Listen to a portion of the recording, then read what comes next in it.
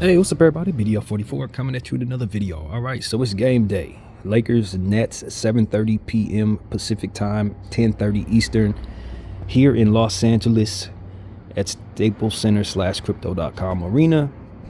And I made a Nets video yesterday, kind of just laying into them about how they're no man's land hell and losing basketball games left and right, and don't really have the means of getting worse to reset or getting better to make them a contender. They just kind of in a bad space.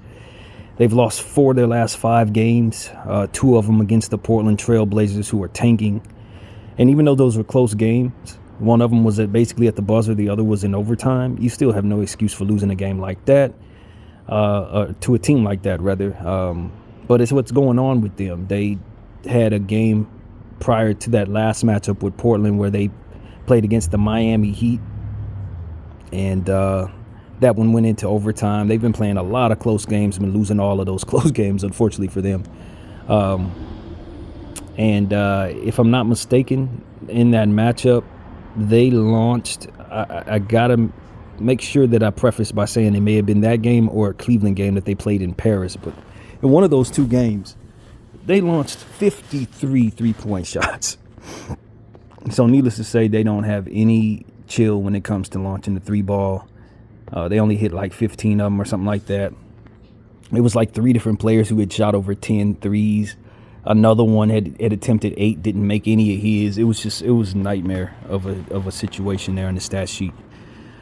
But it's one of those situations where just like a team can be cold from behind the arc, they can be hot, and y'all know the Los Angeles Lakers do not really guard the perimeter very well. So this kind of concerns me against the Brooklyn Nets.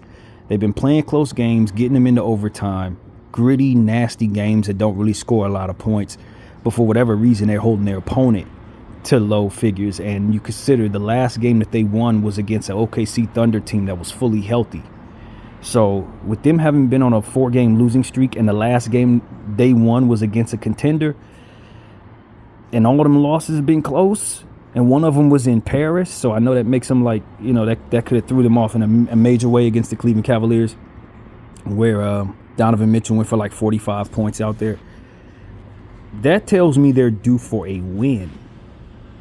And with us coming in with a sometimey type of attitude, so we play big games really well and then don't really care about everything else, this is an ultimate trap game for me as a Laker fan. Ultimate. Because we're looking at ourselves, we're flying high. We just beat OKC, we just beat Dallas on ABC, and it was, a really good showing of both of those games. And this is the exact type of game our team forgets to play well in. This is the exact type of game. You're at home against a bad team who's lost 4 straight. They just lost to bad teams. They, you know what I mean? You just expect them not to show up. But what they're not afraid to do is attack you in areas that you completely leave vulnerable, shooting the 3. So that's my concern. A guy like Cam Thomas, a guy like Cam Johnson, Mikal Bridges, they may launch it tonight. And if they get hot, it could be a problem. Royce O'Neal, telling y'all, I don't think there's been a bigger trap game for the Lakers all season long than running into this team right here. Because not only is it all that's going on, but you don't know this team because they're an Eastern Conference team. This is your first time seeing them this year. So it's like all of these things come together to tell me to be on high alert, to tell my team to be on high alert. Look to blow this team out. Do not play to the level of the opponent. Do not treat them like they're not very good. Don't look at what they just did and think that it's just going to be a walk in the park for you. When a team's on a 4-game losing streak and every game they've lost has been close, that tells me that they are eager to win beyond anything else. And when you consider the fact that they got players on this team that could be traded to this team that we're on, that we have, like Dorian Finney-Smith and Royce O'Neal and Spencer Dinwiddie, God knows who else would be involved in whatever type of trade. You got a guy like Nick Claxton, who's been rumored to possibly be traded to the Memphis Grizzlies. All of these people want to raise their stock so they can get the hell off of this Brooklyn team. And being in Los Angeles on this stage, on a primetime game on a Friday night, you best believe guys going to want to play well. Your Spencer Dinwiddie's coming home. He's an LA dude. You got guys like Ben Simmons who are not going to be out there. Never mind, forget Ben Simmons. He's going to be out tonight. Along with Deron Sharp, who's away from the team for some other reasons that are not specified.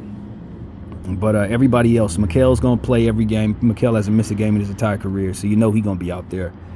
And he's a game-time decision, but again, he doesn't miss basketball games, so he's certainly not going to miss this one.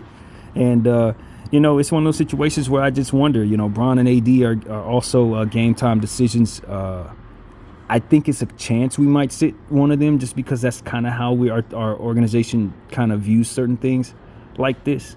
It's like, the Brooklyn Nets, we can sit Bron or something. Like, this is that type of game. We tend to have this type of attitude from the top all the way down to the bottom where we can just kind of waltz into certain games while we, if it's a tournament game, we come in with the most intense playoff focus. And so for me, this is the exact type of game the Lakers come in and don't show up. Exact type of game. And so, given the fact that D'Lo used to play for this team, was an all-star in the Brooklyn Nets uniform, I expect for him, having coming off of 2 very good games, to step up and play well tonight as he did in those games. He had like 29 points in the last game, hitting all types of shots, making all types of plays, doing all types of stuff that was great for us. And I would suspect he'd want to continue to do that, especially against a fan base that he knows well in Brooklyn. They're going to be watching for him. He's playing for an opportunity to either stay with the team or be traded away, playing well with the intention of doing one of the other. If you listen to different people, you get different reports of what they think D'Lo's doing. But whatever the case may be, he's playing great. And I think it's a good chance he continues that tonight against his old squad. Austin Reeves has been looking good since we inserted him to the starting lineup. We definitely like him and Austin's, and D'Lo's offense together has looked great, even though the defense we know is not. But nevertheless, with AD playing amazing, passing out of double teams fantastic, being 1 assist shy of his second triple-double of the week, when he's only had 3 in his career. I mean, you could clearly see he's on a passing rampage, and it's opening up everything for us. LeBron James had a pretty good game in the last one as well. His scoring is back up. He was moving as fast as I've seen him move in weeks, pushing the pace, running the ball down the Dallas Mavericks' throat, and ultimately getting in the fast break quite a bit. Just love what I saw from him and us as a team in that fast break specifically. And, we just played one of our better all-around games in that last one against Dallas. And I just want to see that continue. I don't want us to be reactionary to the opponent. I want y'all to beat up on whoever's in front of you, whether it be the Brooklyn Nets or the Boston Celtics. You approach this game with the right mentality, and you should win the basketball game because that's the type of ball we've been playing for the last 2 games. And given the fact that we're in the middle of a very long home stand, we should be very comfortable tonight. Not too comfortable, because this is a good set of players that are, on this Brooklyn team that we have to respect, but comfortable. Guys like Dorian Finney-Smith are going to want to show out tonight, though. We got to be aware of that. Like I said, Nick Claxton is somebody who can get a double-double any night, blocking shots, one of the better defenders at that center position. Cam Thomas is somebody who's streaky. If he goes for 50 points, you won't be surprised because he's a bucket. He's one of the most certified microwave scorers in all of basketball, and he's just kind of stuck on this team over there in Brooklyn. Mikal Bridges, like I said, Iron Man of the league, turned himself into a star. Definitely somebody you got to be careful with because he can go for 40, 45 points. We've already seen that multiple times this year. Cam Johnson, who is also a fantastic three-point shooter, even though his three-point shot isn't shooting like it usually does. He's still someone who I've seen do great things in that 3-and-D role. He can definitely play some defense. I remember how well he defended with the Phoenix Suns. Definitely somebody who can get out and pass and lane, steal the ball from you. A very good player, so we got to respect the Cams, both of them. Who else they got? Spencer Dinwiddie. He's good for like 18-9, man. And given the fact that he's coming home and maybe 29-9, so be careful with Spencer. He loves this city, and for a fact he's going to be ready to go against his hometown squad. That goes without saying, so be ready for that. This Brooklyn Nets team, they don't necessarily have a superstar, but their role players are really, really good. They got a lot of wings that play defense. And that's what you really have to guard against these guys. Royce O'Neal is somebody who's going to play some D. He fits that role. You know, so when you see the combination of all these wings, you understand that that's really what they're coming at you with. And that's why they're able to keep having such close games, because they have good on-ball defenders, solid rebounders, and their scoring comes and goes, but they're always going to be scrappy defensively. They're always going to have somebody to throw at you, sort of like us with a bunch of wings. So, you know, I don't see an answer for Anthony Davis. Obviously, they're going to be looking for Nick Claxton to play that role to try to stop AD, and I don't expect he's going to have a whole lot of success. So it should be a nice AD night. It should be a good Bron night, even though they do have those wings and big bodies to throw at him. I still expect for him to go crazy. But the X factor for me is Cam. Both of the Cams, basically. Both of the Cams. They can go, if they both have big games, it could be a long night for the LA Lakers. Now, we're not expecting them to, because at the end of the day, they've kind of been struggling up and down. But, you know, like I said, a guy like Cam Thomas, he's a bucket. He's a microwave dude. He's a rhythm dude. If he sees 2 fall, he can hit 30 of them. Like, he's literally that. One of the most gifted, pure basketball scorers. Gifted, pure microwave scorers out there. You're going to, on his best night, there's no limit. There's no limit. It's just that simple. When it comes to that scoring department, he ain't going to help you in other areas too much. But he gets his own bucket, and if he sees a few fall, man, I understand how high his ceiling can go. I understand this. So he's the person that's most deadly to me on this team. Out of everybody on the whole squad, they got guys more talented than him in multiple areas. But when it comes to just getting a bucket and who could blow your score wide open, it is Cam Thomas. Do not underestimate this individual at all. And with Spencer Dinwiddie down there in the backcourt, those are deadly guys. They got a killer instinct about them. It's too bad they're stuck on a bad basketball team without a superstar. But if they had that superstar, let's say Joel was on this team, or Giannis was on this team, or Bron or somebody was on this team, I would think they'd be a contender with the type of role players that they have surrounding that superstar. Since that superstar isn't there, we should be able to take over and knock them out of here, so long as we take them very seriously and respect them and what they can do. So that's really what I have to say. I don't know this team very well. It's obviously in their Eastern Conference. They're a middle-of-the-pack squad. Not even that. They're a bad team, really. And like I said, I encourage everybody to go check out my Nets video yesterday, where I got on their case for just how poorly they've managed their assets. But that doesn't mean that on the floor they don't have the ability to compete with today's league. They can compete. I don't think they are their record. They just haven't been able to put it all together, and that's good for us. Hopefully they don't tonight. You know what I mean? That's what it really comes down to. But you have to respect the individual pieces that they have, and they are a really good team to try to snatch some of those players off of that team. You know, they got good pieces that good contenders and solid teams should want. So that's really my take on the Brooklyn Nets, man.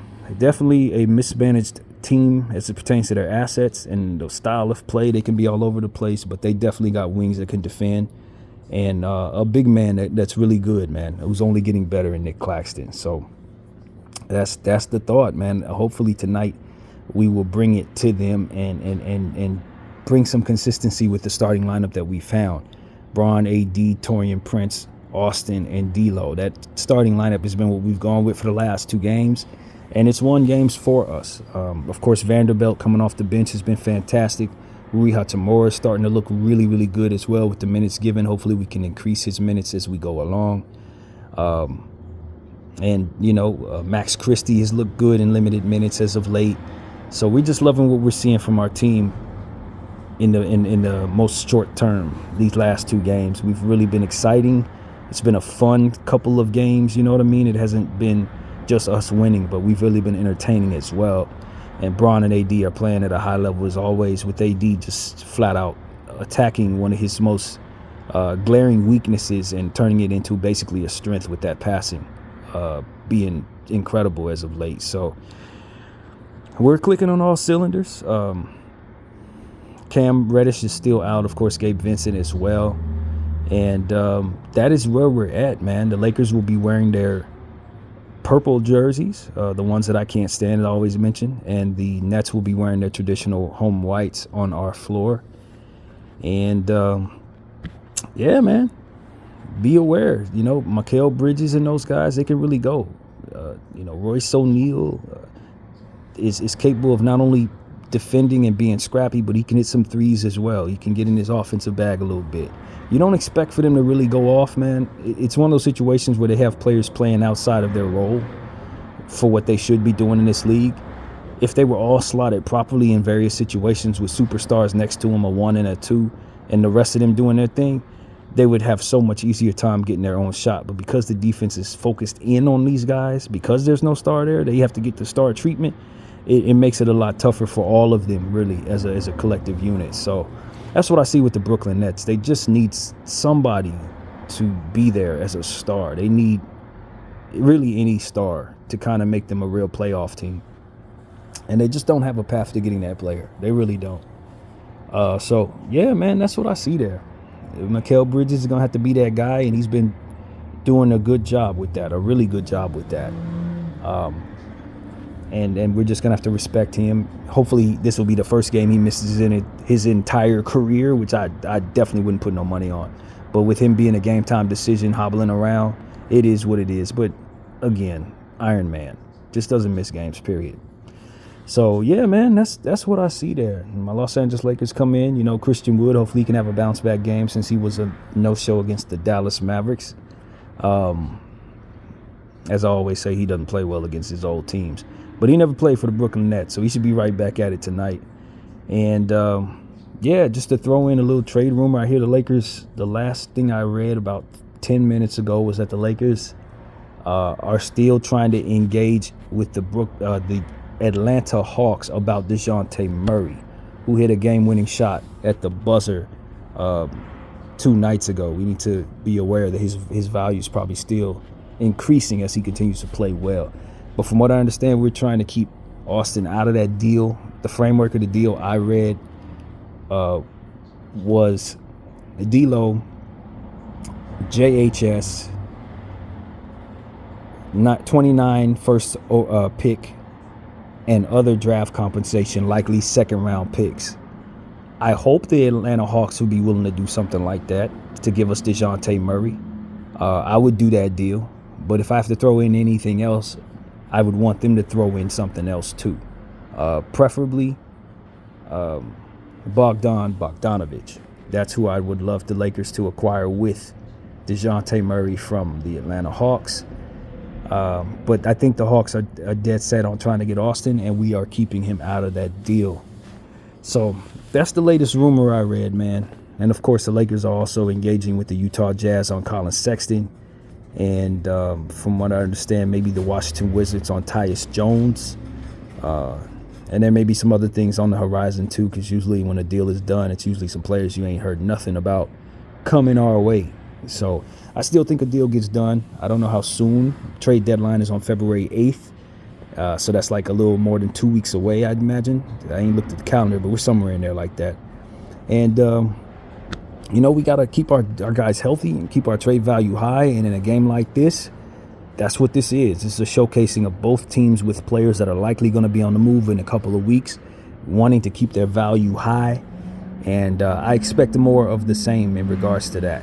Vando is somebody that cannot be traded as of yet, and I don't think the Lakers are looking to trade him at all. But he's getting healthier and healthier by the second, playing better and better for our team. And I would love to see us throw him into that starting lineup in place of Taurean Prince to see how that looks. I love how Taurean can provide spacing for all the rest of those offensive players. You can go full on offense. But I think Vando being the starter in that playoff series last year is the only missing piece from the continuity that we saw last year's playoffs with the 4 guys that we're now starting. And D'Lo, Austin, of course, Bron AD. So Taurean, I think, while he can create more spacing and shooting, ability for that lineup that can really help, I think Vando ultimately can mask some of the defensive deficiencies of Austin and D'Lo. So I would love to see that rotation in place to start. I think that's really the way to start. But our coach is very much intent on featuring Taurean Prince. And so that is ultimately what we will likely see tonight.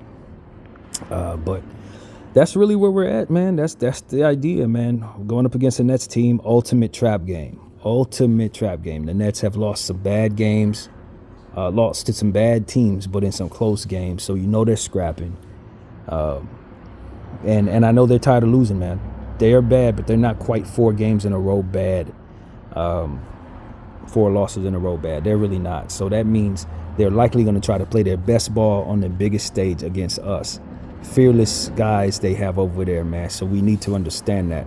Half of them probably want to be on this team in a couple of weeks. So we need to understand that. They're going to be showcasing themselves. So, yeah, it's a D-Lo night, man. You played for the Nets. You were all-star with the Nets. You played great for the last 2 games. This is when you continue to send your scoring numbers into the atmosphere. I wouldn't be surprised if D-Lo goes for over 35 points tonight, because that's just the kind of night this is. It's just the kind of rhythm he's in. He could also go for 7 points. We know that. D-Lo is highly inconsistent, but he's in a groove right now, and I don't see why that would go away. We have had some consistent games over the last 2 weeks, being at home every other day. The schedule's really consistent. So I like that for guys being able to carry over previous good performances into this one. You know what I mean? It's just a rhythm about it. And you wish the entire NBA season schedule was a bit more rhythmic like that. But we're in a good space with that, and hopefully our team can take advantage of it and send the Nets home 5-game losers. That's really where we're at. So, yeah, man. That's what's up. Of course, we'll have something for you at the half and at the end of the basketball game. And on Sunday, we will play another home game against the Portland Trail Blazers. And that is who this Nets team has lost twice in a row to over the last week and a half. So we don't take them lightly. We won't take either of these teams lightly. We will try to push our win streak to 3 tonight. And if we handle business, it shouldn't be a problem doing that, man. Hopefully we can take care of this bad team for the most part and have some rest for our starters and for our stars in the fourth quarter. That would be the goal if I'm a Los Angeles Laker. Not play to the level of the opponent. Do not expect for them to shoot 15% from behind the arc or nothing like that. Do expect big performances from players that can go, because they really do have that. So that's pretty much what I got to say, man. My name is BDF44. I thank you all for watching. I'm out.